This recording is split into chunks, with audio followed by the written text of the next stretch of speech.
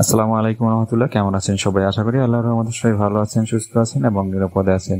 তো সবাইকে আজকের ভিডিওতে স্বাগতম। মূল ভিডিওতে যাওয়ার আগে সবার কাছে রিকোয়েস্ট, যারা আমার চ্যানেলে নতুন প্লিজ চ্যানেলটি সাবস্ক্রাইব করবেন এবং পাশে বেল আইকনে ক্লিক করে দেবেন। তো ভিউয়ার্স, আজকে আমি আপনাদের খুবই গুরুত্বপূর্ণ কিছু আপডেট দিব ষষ্ঠ গণবিজ্ঞপ্তির ফলাফল সম্পর্কিত। যারা ষষ্ঠ গণবিজ্ঞপ্তিতে আবেদন করেছেন, আপনাদের জন্য অত্যন্ত গুরুত্বপূর্ণ কিছু সংবাদ থাকবে, খুশির সংবাদ, যে ফলাফলটা কবে প্রকাশ করা হবে সে সম্পর্কে। তো এনটিএসসির ষষ্ঠ গণবিজ্ঞপ্তির যে আবেদন প্রক্রিয়া সেটা শেষ হয়েছে, বেশ কয়েকদিন হয়ে গেছে।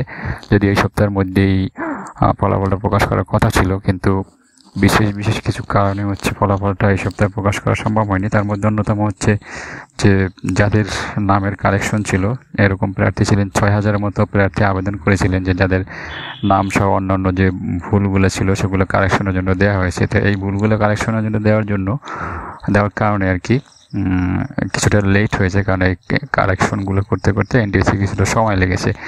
তো সব কিছু ইতিমধ্যে শেষ হয়েছে, কারেকশনের কাজও শেষ হয়েছে এবং এখন সব কিছু এনটিএসসি টেলিটকের কাছে বুঝিয়ে দিয়েছে। এখন টেলিটক তাদের প্রক্রিয়া অনুযায়ী সেটা সুপারিশ করবে। তো এই সম্পর্কে সর্বশেষ যে তথ্যটা জানানো হয়েছে, বা এনটিএসসির চেয়ারম্যান যেটা জানিয়েছেন, নতুন চেয়ারম্যান যিনি ইতিমধ্যেই এনটিএসসিতে যোগদান করেছেন, তিনি যেটা জানিয়েছেন যে ষষ্ঠ গণবিজ্ঞপ্তির সুপারিশের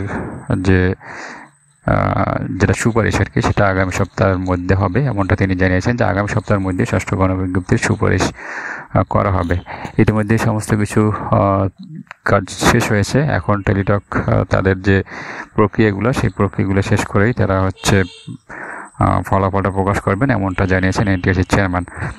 তো আমরা আশা করি যে আগামী সপ্তাহের মধ্যেই এনটিএসসি যে ষষ্ঠ গণবিজ্ঞপ্তি সেটার যে প্রাথমিক যে সুপারিশ সেটা তারা প্রকাশ করবেন, এবং এই সুপারিশের মাধ্যমে আশা করি যে যারা আবেদন করেছেন বা যে 60,000-এর মতো প্রার্থী আছেন, আমি আশা করি চাইবো যে প্রত্যেকেরই যেন চাকরি হয়ে যায়, এমনটাই আশা করব। যদিও এটা এনটিএসসি করবে কিনা সেটা হচ্ছে সন্দেহের বিষয়, কারণ এনটিএসসি বিগত দিনে যে প্রক্রিয়ায় কাজ করেছে তাতে এত পরিমাণে শিক্ষক নিয়োগ কখনো দেয় নাই। যদিও এরপরে আমরা অনেক পরিবর্তন আসছে আমাদের দেশের শাসন ব্যবস্থায়, স্বৈরাচার পতন হয়েছে। এখন হয়তো এনটিএসসির যে কার্যক্রম সেটাও পরিবর্তন আসবে, যে শূন্যপদের 4/1 অংশে যে নিয়োগ প্রক্রিয়ার যে একটা ছিল সিস্টেম, সেই সিস্টেমটা পরিবর্তন হবে, এবং আশা করি এখানে যারা যোগ্য প্রার্থী আছেন বা যারা আবেদন করছেন প্রত্যেকেরই চাকরি হবে বা চাকরি দিবে এনটিএসসি, এই আশাবাদ ব্যক্ত করে আজকের মতো ভিডিওটা শেষ করছি।